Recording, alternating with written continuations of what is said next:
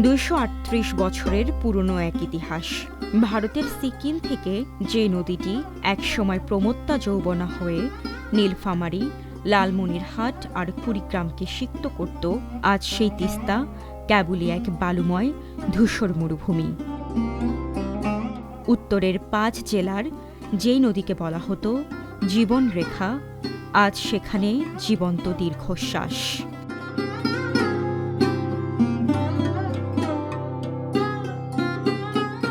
দুই মাসের ব্যবধানে বদলে গেছে সব। যেখানে থাকার কথা ছিল অথই জলরাশি, সেখানে আজ হাজার হাজার হেক্টর জমিতে সবুজের সমারোহ। এ যেন মৃত নদীর লাশের ওপর ফুটে ওঠা এক বিষণ্ণ ঘাসফুল। শস্যের লোভে কৃষক এখানে বীজ বুনছেন ঠিকই, কিন্তু তাদের চোখ বারবার আকাশের দিকে, আর মন পড়ে থাকে সেই সীমান্ত পারে যেখান থেকে আসেনি এক ফোঁটা পানির অধিকার। তিস্তা আজ রাজনীতির দাবার গুটি। বছর ঘুরে ভোট আসে, বসন্তের কোকিলের মতো প্রার্থীরা আসেন, তাদের মুখে মহাপরিকল্পনার ফুলঝুরি। কেউ বলেন ন্যায্য হিস্যা, কেউ বলেন উত্তরের কোদাল প্রথম তিস্তাতেই পড়বে। কিন্তু সংসদে যাওয়ার পর দেখা যায় ভিন্ন চিত্র।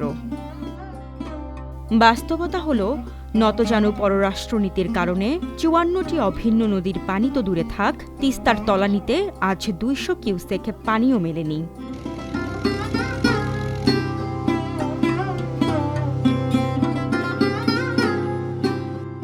বর্ষায় যখন ভারত বাঁধ খুলে দেয়, তখন ভেসে যায় বন্যায়। আর শুকনো মৌসুমে যখন এক ফোঁটা জল দরকার, তখন তিস্তা হয়ে যায় মরা খাল। প্রতি বছর 2 কোটি টন পলি জমে ভরাট হচ্ছে নদীর বুক। হারিয়ে যাচ্ছে মৎস্য সম্পদ, বাড়ছে আর্সেনিক।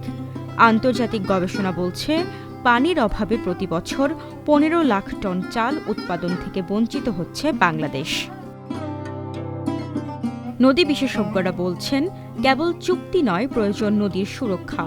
অথচ বছরের পর বছর ধরে কোনো পরিচর্যা নেই। নদী আজ অভিশাপ হয়ে দাঁড়িয়েছে। 1 লাখ কোটি টাকার সম্পদ প্রতি বছর গিলে খাচ্ছে নদী ভাঙন, উদ্বাস্তু হচ্ছে মানুষ, বাড়ছে জলবায়ু শরণার্থীর সংখ্যা।